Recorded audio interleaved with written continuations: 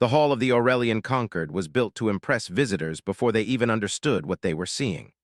The ceiling rose like a night sky made solid, dotted with slow-moving lights that looked like stars but were actually living lamps. The air carried a clean scent like cold metal after rain. Everything was arranged to make people feel small, careful, and watched. Princess Selira walked through it as if it belonged to her breathing. She did not rush. She did not hesitate. Her long robe made a soft sound across the crystal floor, and the thin chain around her brow shimmered each time she turned her head. Every noble, every officer, every servant stepped aside in the exact distance the law demanded. Today was the exhibition of bonded valor, and the court loved this day.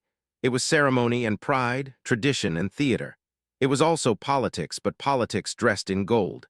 A line of delegations waited on the far side of the hall. Each group carried banners, gifts, and a practiced smile. They came from client worlds, trade partners, neutral systems, and species the conquered tolerated because tolerance was cheaper than war. Most had learned the rules. Bo praised the conquered, accept the princess's favor if it fell on them, and never looked too directly at the high nobles. Selira's advisors followed behind her like a shadow made of whispered opinions. The Chancellor of Vows, old and sharp-eyed, carried the ceremonial tablet. The interpreter, younger and nervous, wore a collar full of translation stones that glowed faintly as they listened. Selira's mood was steady, but inside her mind something restless paced. She had spent years learning how to rule a court where everyone smiled and meant something else. She had also learned that tradition could be used like a tool. A beautiful tool, dangerous in the right hands. The claim of valor was supposed to be simple. She would choose a champion from a guest delegation, bind them by ancient law, and gain a warrior sworn to her. In public, it looked like honor and romance. In practice, it was a message. The princess could reach into any corner of the conquered's network and pull out strength. Her mother used to say a good claim was like a well-placed stone in a wall. Small, but it changed what could fall and what would hold. Selira stopped at the center dais. The hall quieted as if the building itself had inhaled and held its breath. The Chancellor stepped forward and raised the tablet so the glyphs lit up. "Let it be witnessed," the Chancellor announced, voice calm and loud, "that the bloodline of Aurelian keeps the right. Let it be witnessed that the princess may claim valor and valor may answer." There was a soft wave of approval through the nobles. Some leaned forward, eager as spectators at a play. Selira's eyes moved across the delegations. The tall reptilian ambassador of Keth watched her like a calculating machine. The crystalline envoy of Lur shimmered with polite excitement. The synthetic delegation from Nemia stood in perfect stillness, their faces designed to look sincere. And then there was the human group. They stood slightly apart, not because anyone told them to, but because they seemed unsure where they were supposed to be. Their banner was simple cloth with a clean symbol, no gemstones, no living threads. Their gift boxes were sealed metal cases, plain and careful. Humans were new in this part of the galaxy. They had arrived like a question asked too loudly. Not with fleets, not with threats, but with a strange mix of confidence and patience. They had negotiated trade corridors, offered medical research, and built small stations in places the conquered had ignored. Many nobles treated them as a curiosity. A few treated them as a nuisance. Almost none treated them as important. Selira had read the reports. Humans lacked noble bloodlines. They had no psionic crest. They did not grow their power through ancient marriage systems, yet they spread anyway like seeds that grew in hard ground. The human representative stepped forward when their turn came. He was a middle-aged man with short, dark hair and a posture that looked practiced, like someone who had learned how to stand in front of powerful people without showing fear. His suit was formal but not flashy. His eyes moved quickly, studying faces and distances as if the hall itself were a map. A name floated in Selira's memory. Elias Rourke, retired, logistics command, advisor to their diplomatic corps, not a soldier in shining armor, not a champion bred for ritual. Interesting. The interpreter leaned closer to Selira and whispered, "Princess, humans have requested no participation in the rite. They are observers only." Selira hid her reaction behind a smooth expression. Refusing participation could be seen as disrespect. Or it could be seen as smart, depending on who watched. The Chancellor's tablet glowed again as the ceremony moved forward, the delegations showing their ceremonial strengths. Most displayed something symbolic, a blade that would never be used, a shield made of rare alloy, an oath sigil that promised obedience. The court clapped politely, then came the moment of the claim. Celira raised her hand, the lights above dimmed slightly, focusing attention on her. The hall turned into a single listening ear. "By right," she said, voice clear, "I may claim valor." "By right," the chancellor replied, "valor may answer." This was the point when she was expected to choose someone impressive, someone whose appearance would make the nobles murmur in approval, someone who would look good standing at her side. She could have chosen the Keth warrior, a towering figure covered in ceremonial scars. She could have chosen the Le Protector, who could harden its body like crystal. Either would win applause. Instead, Celira turned her gaze toward the humans. The court's whispering paused, then restarted, sharper. A small ripple of confusion moved like wind through tall grass. The interpreter's stones flickered. "Princess!" Celira lifted one finger, and the interpreter stopped. There was a reason she did this. The nobles expected predictable choices. They prepared for predictable messages. She wanted to send a message that could not be easily read, a message that made people uncomfortable enough to pay attention. She stepped off the dais and walked toward the human delegation. Elias watched her approach with a steady face. His companions looked tense. One of them started to speak, then stopped, as if remembering they were not allowed to interrupt. Celira stopped at arm's length from Elias. Up close, she noticed things that did not show from a distance. He had small marks on his hands, like old burns or repaired cuts. His eyes were not submissive, but they were not arrogant either. They looked like a person who had spent a lifetime solving problems and knew that problems did not care about pride. Celira spoke the ancient words, careful and precise. "I claim valor." The chancellor's tablet made a clear chime. The interpreter inhaled, stones glowing bright, and translated quickly for the humans. "She says she claims." Elias nodded once. "Understood." The interpreter blinked, surprised by how fast he responded. The chancellor began the next line, the formal acceptance. "Let valor answer with," Elias spoke before the interpreter could translate. "I accept the claim." The hall froze. It was not that acceptance was unheard of. It happened every year. It was expected. But the way he said it was wrong for the court, too direct, too plain. Too immediate. Celira felt a small spark of satisfaction. The nobles were watching. They were paying attention. The chancellor recovered quickly, but the edges of irritation showed in his voice. "Then it is bound." The tablet glowed, projecting the binding glyph between Celira and Elias. It hovered like a thin thread of light, delicate but official. A murmur rose, half shock and half laughter. Some nobles covered their mouths to hide their smiles. Others looked offended, as if Celira had made a joke out of sacred tradition. Elias looked at the glowing thread, then at Celira. "So, what does that mean in practical terms?" The interpreter translated, struggling to keep the tone. Celira kept her voice calm. "It means you are my sworn valor. You will attend when called. You will represent my protection and my will." Elias considered that. "Protection can mean many things. Do you mean personal security, advisory, symbolic presence?" The interpreter nearly stumbled over the words. The nobles stared. A claimed warrior was not supposed to ask questions. A claimed warrior was supposed to kneel and praise. Celira answered anyway because the court was watching and because she suddenly wanted to see where this went. "In our tradition, valor stands between harm and the one they serve." Elias' eyes shifted, thoughtful. "Then I should learn what you consider harm." The nobles' laughter died. That was not entirely foolish. In fact, it sounded like preparation. Celira turned back toward the dais. "Then you will walk with me." Elias glanced at his delegation. The human diplomat, a woman with a tight expression, gave him a tiny nod that looked like resignation and trust mixed together. Elias returned his attention to Celira and followed. As they crossed the hall, the nobles parted. Celira felt their eyes like needles. She heard fragments of whispers. "A human." "He is not even armed." Elias walked with empty hands. He did not touch his chest in the conquered salute. He did not bow the way the others did, yet he did not behave rudely. He watched, listened, adjusted his pace to match Celira's. When they reached the dais, the chancellor announced the completion of the rite and dismissed the delegations. The hall slowly loosened from its ceremonial stiffness. Nobles stood in clusters, already trading interpretations like currency. Celira led Elias through a side passage into quieter corridors lined with silver panels. Here, the air was cooler, and the walls held a faint hum of energy. The interpreter hurried after them, rubbing his forehead as if his stones had become heavy. Two guards followed at a respectful distance. Their armor was smooth and elegant, and their weapons remained sealed. When they reached a private chamber, Sci-Fi gestured for the guards to remain outside. The door sealed with a soft click. For the first time since the claim, Sci-Fi allowed herself to study Elias without an audience. He looked around the room, taking in the seating arrangement, the exits, the placement of a small refreshment table. His gaze paused on the decorative spear mounted on the wall, then moved away unimpressed. Sci-Fi sat, posture perfect. You accepted quickly. Elias sat only after she did, leaving a careful distance.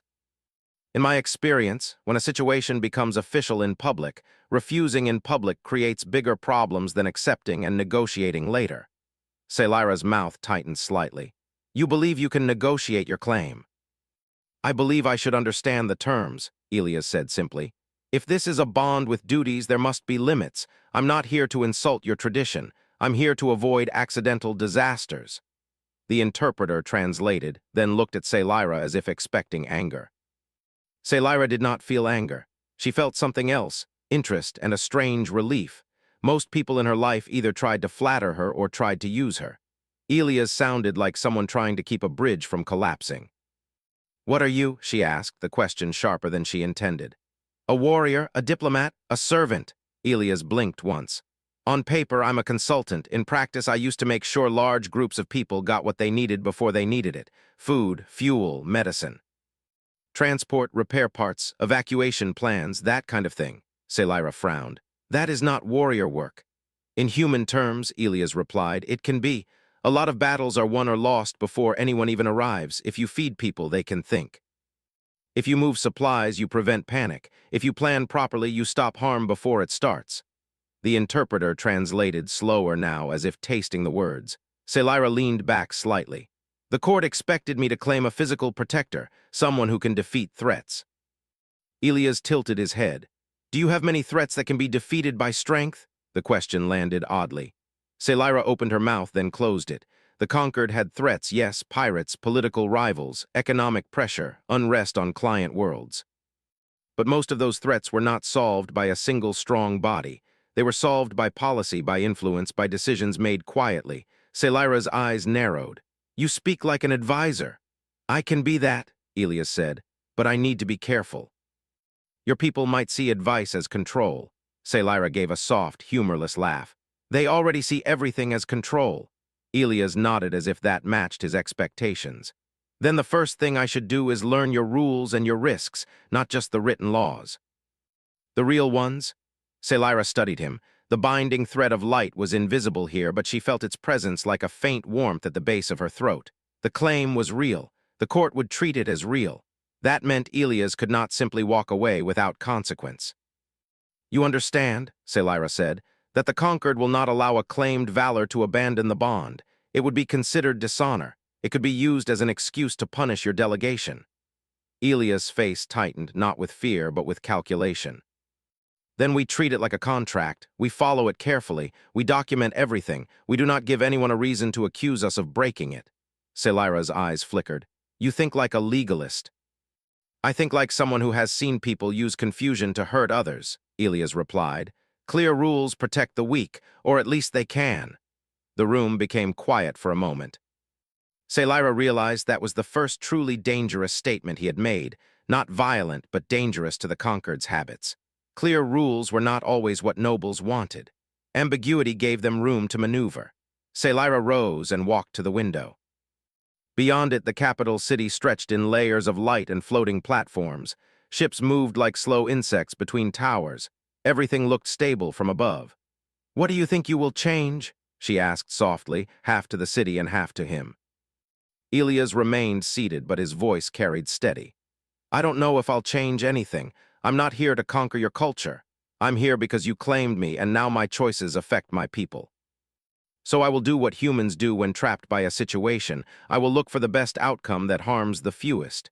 Sci-Fi turned back to him. That is not a warrior's oath. It is, Elias said, just not the kind you expected. The interpreter looked between them uneasy, as if the room contained two different worlds trying to speak through the same words.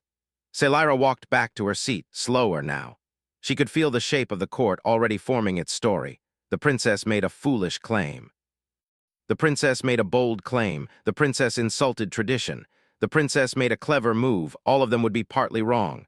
"What will you do first?" she asked. Elias took a breath, then answered with surprising gentleness.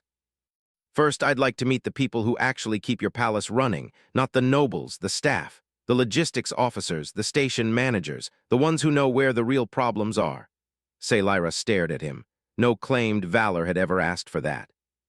Most asked for weapons, titles, privileges, and attention. "You want servants," she said carefully. "I want experts," Elias corrected.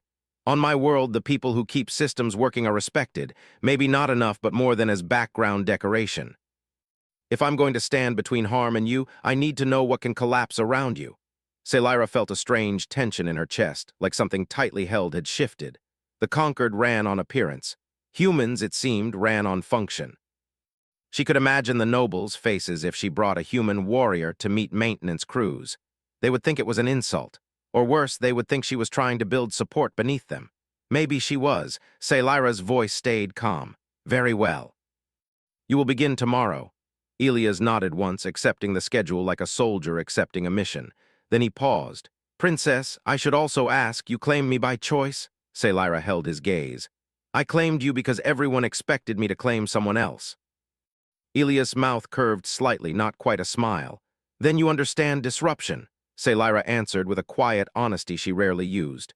"I understand cages." Elias looked down for a moment as if weighing how much to say.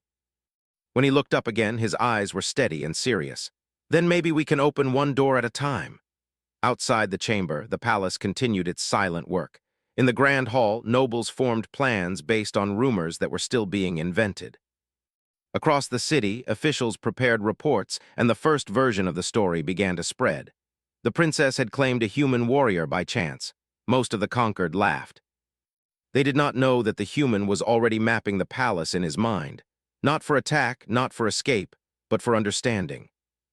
They did not know he had spent a life learning that the strongest systems were not the ones with the sharpest teeth, but the ones that did not break when pressure came. And they did not know that Selyra, watching him, had felt something she had not felt in years. Not fear. Not certainty. Possibility. Morning light in the palace did not come from a sun. It came from layers of controlled glow that shifted slowly from cool blue to warm gold, designed to wake minds gently and keep moods stable. Princess Selyra woke before the final shift, lying still as the ceiling brightened. She had slept, but not deeply. The events of the previous day replayed in her thoughts. The hall, the whispers, the human's calm acceptance. The way he spoke as if power was a system instead of a prize. She rose and dressed without calling for attendance, something she rarely did. The mirror panel reflected her calm face, but her eyes showed alert focus. Today would set the tone. If she treated the claim like a joke, the court would do the same. If she treated it like a threat, they would resist. She needed a third path.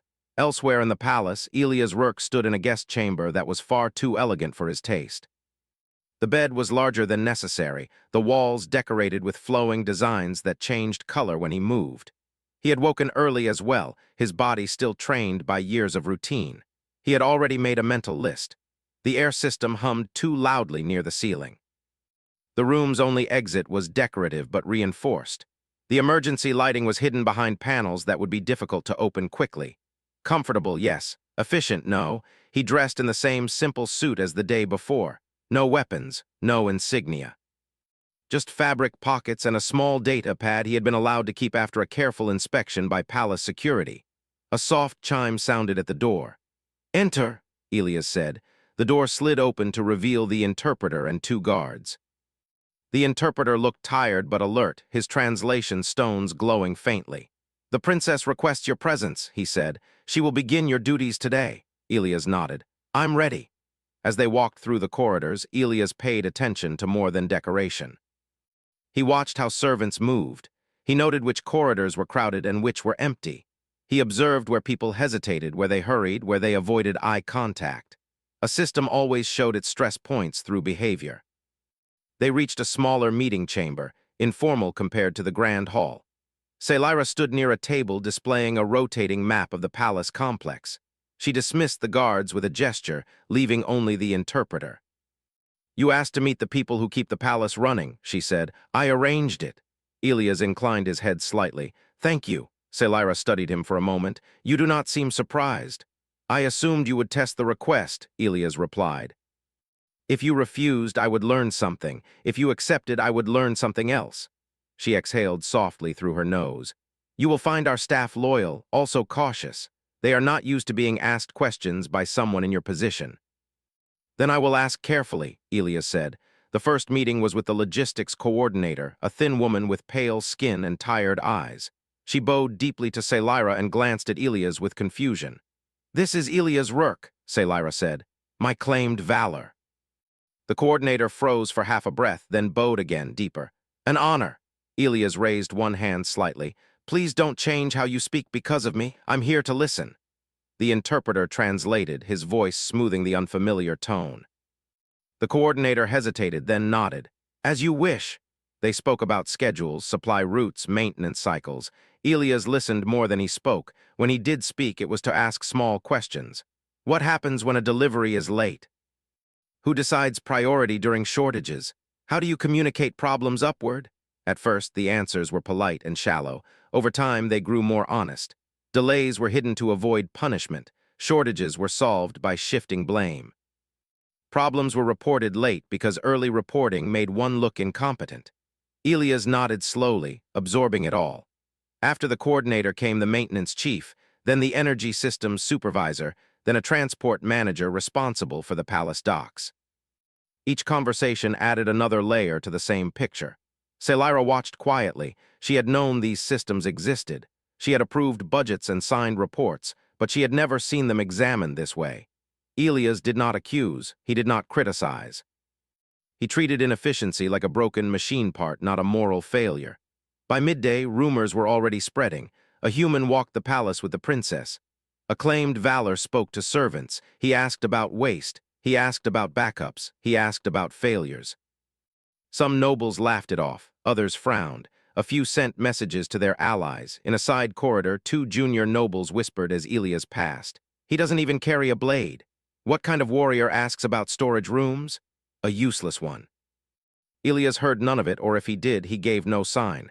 After the final meeting, Selira dismissed the staff and gestured for Elias to remain. "You have learned much," she said. "I've learned beginnings," Elias replied. "The kind that tell you where to look next." She folded her hands behind her back. "You realize this makes people nervous." "Yes," Elias said. "That means it matters." Selira turned away, pacing slowly. "The conquered survives because it appears strong. Appearances are carefully managed." Elias followed her with his eyes. "Appearances can hide weakness, or they can hide strength. Which do you prefer?" She stopped. "Strength, of course." "Then the appearance should match reality," Elias said. "Otherwise someone will notice the gap, and gaps are dangerous." Selira was silent for a long moment. Then she said, "The court will expect you to perform. A valor who does not display valor will be questioned." "I don't perform well in rituals," Elias admitted, "but I do perform well in preparation." "What does that look like?" she asked. "It looks boring," Elias said. "Until it saves you." That afternoon, Selira introduced Elias to the court again, this time in a smaller assembly. Nobles gathered, curious and skeptical. "This is my valor," she announced. "He will advise me on matters of protection." A tall noble stepped forward, his expression amused. "Protection from what? Accounting errors?" Soft laughter rippled. Elias met the noble's gaze calmly. "From cascading failures." The interpreter translated. The noble frowned. "Explain." Elias clasped his hands behind his back. "When one system fails, it puts pressure on others. If you don't notice early, the failure spreads. People panic. Resources are misused. Decisions are rushed. That's when real damage happens." The noble scoffed. "And you think spreadsheets prevent disaster?" "I think understanding prevents surprise," Elias replied. "Surprise is expensive." The laughter faded. Surprise had cost the conquered before. Everyone remembered, even if they pretended not to. Another noble spoke up. "You are human. Your species is small." "Why should we value your methods?" Elias answered without hesitation.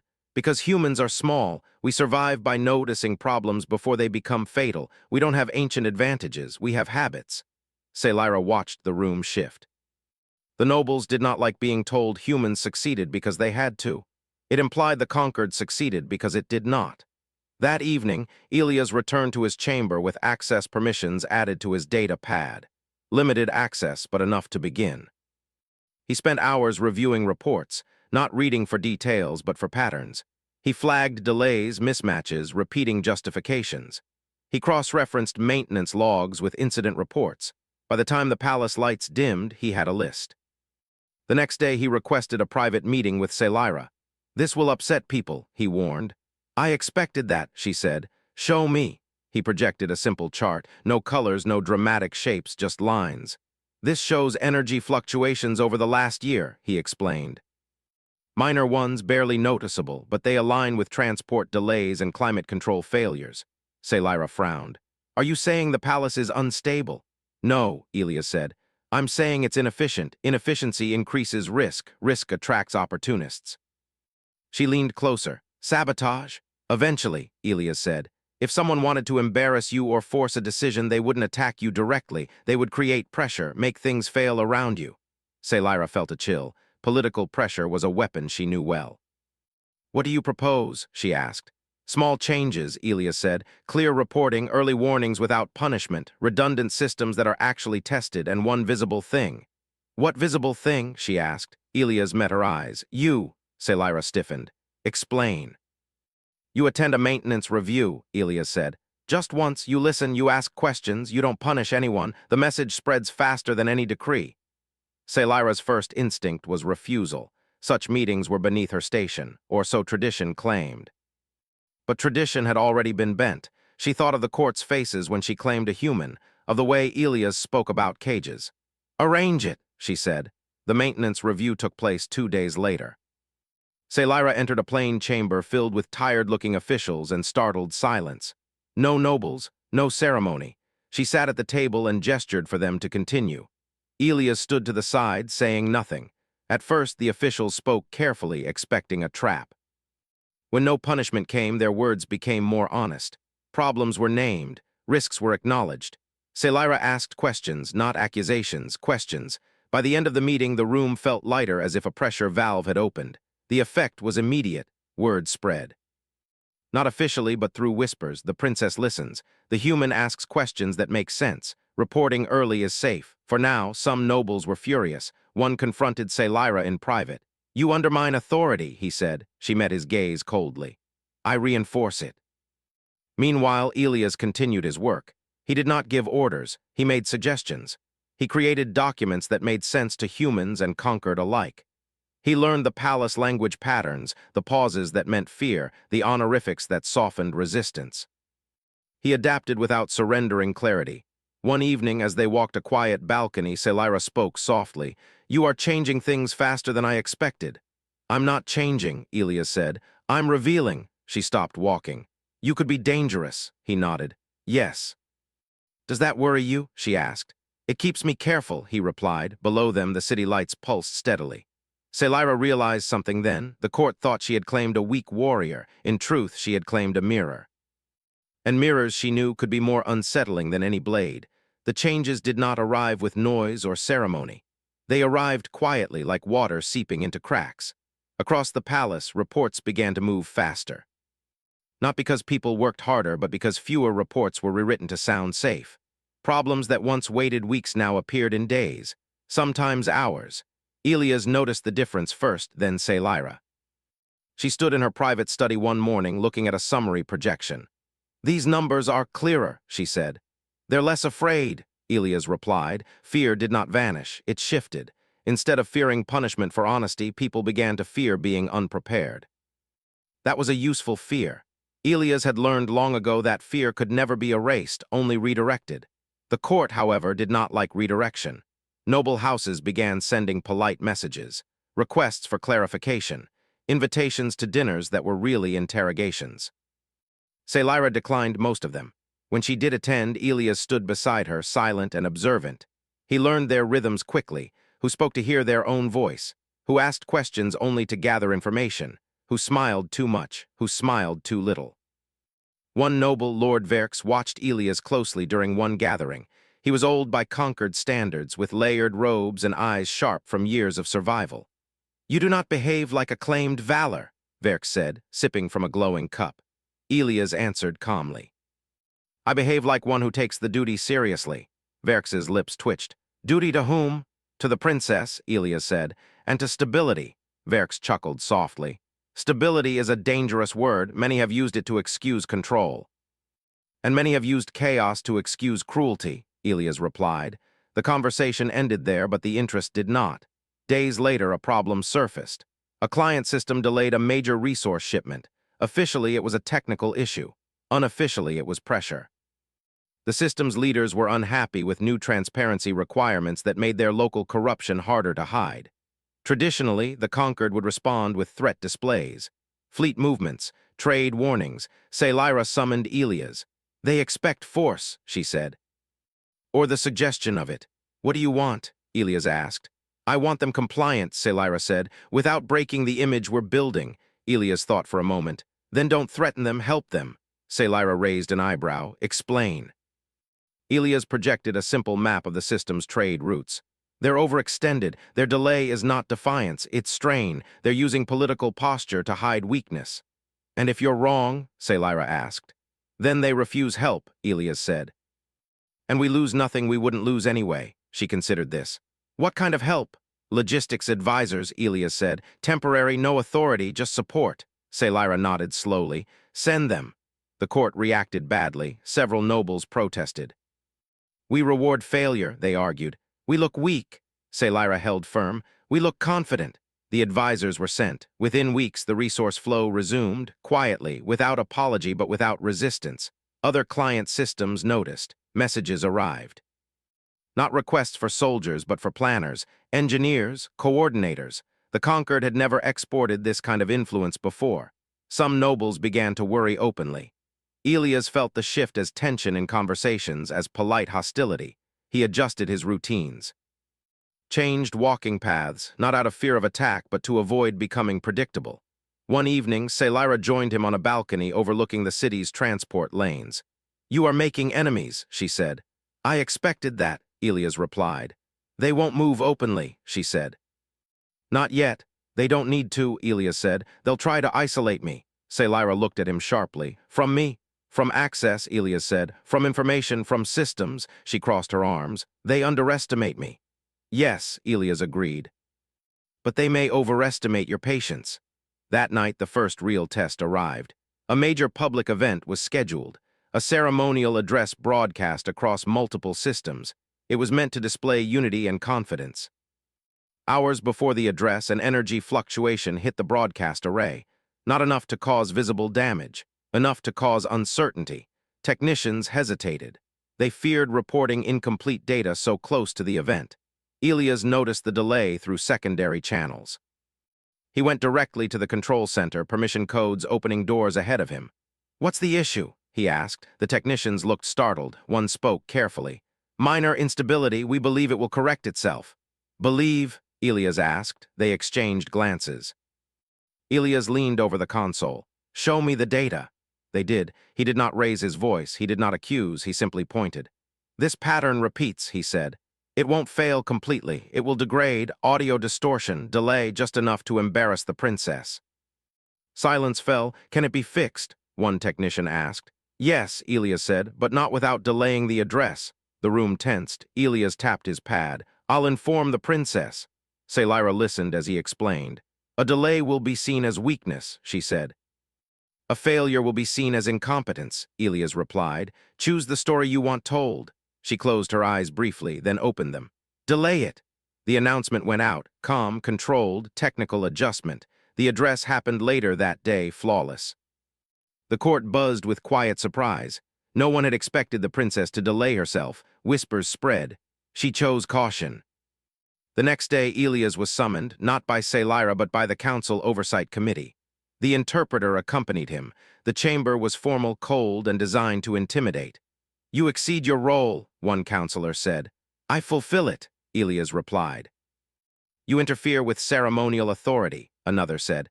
"I prevent avoidable harm," Elias said. A third leaned forward. "You are human, your perspective is limited." Elias nodded. So is yours, a murmur rose. You stand on dangerous ground, the first counselor said. Elias met his gaze evenly. So does the conquered. The meeting ended without resolution. Selira was furious not at Elias but at the attempt to corner him. They will push harder, she said. They will, Elias agreed. Why do you continue? She asked quietly. You could step back, be symbolic, safer. Elias was silent for a long moment. Because, he said finally, systems that hide problems collapse. I've seen it. Worlds don't fall from invasion most of the time. They fall from ignoring warning signs. Selira studied him. And if they remove you, then the habits remain, Elias said. That's the point, she exhaled slowly. You are changing how I think. That was not my goal, Elias said. Then what was? To do the job, he replied. The crisis that followed did not come from sabotage or rebellion. It came from information. A minor data leak revealed discrepancies in noble resource allocations. Nothing illegal by conquered law, deeply embarrassing by public standard. The court panicked. Some blamed Elias. He created the transparency, they said. This is his fault.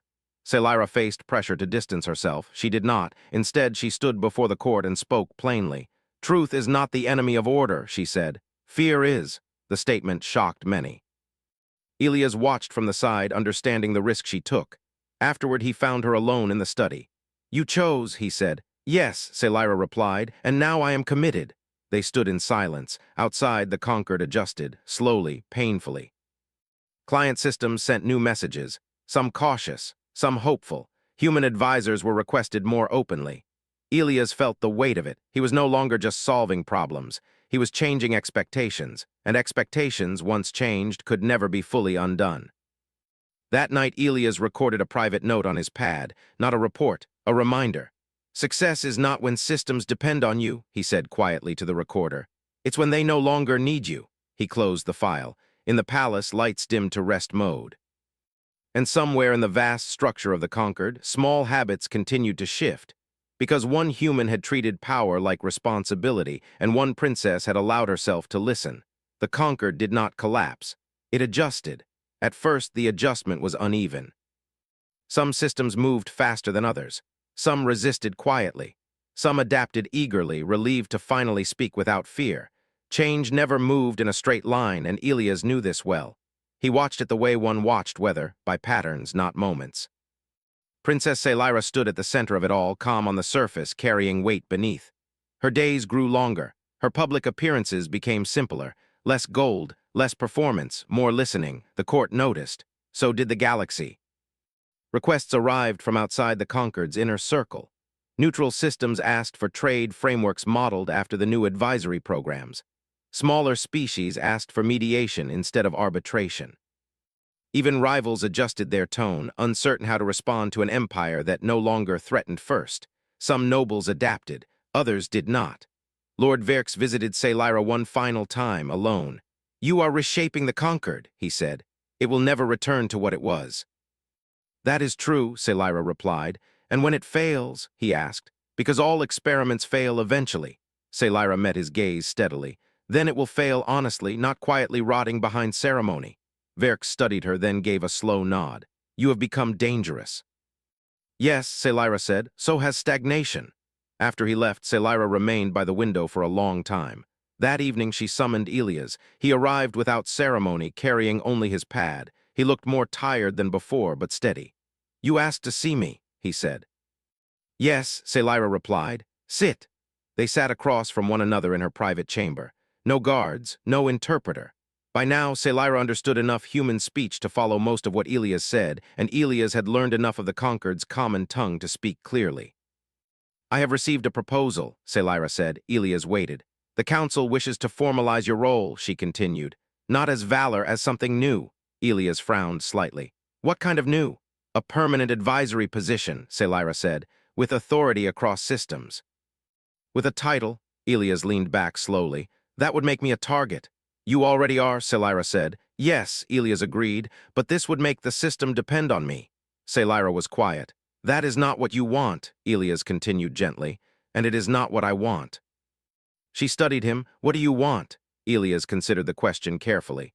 I want the conquered to continue these habits without me. I want my presence to become unnecessary. Selira nodded.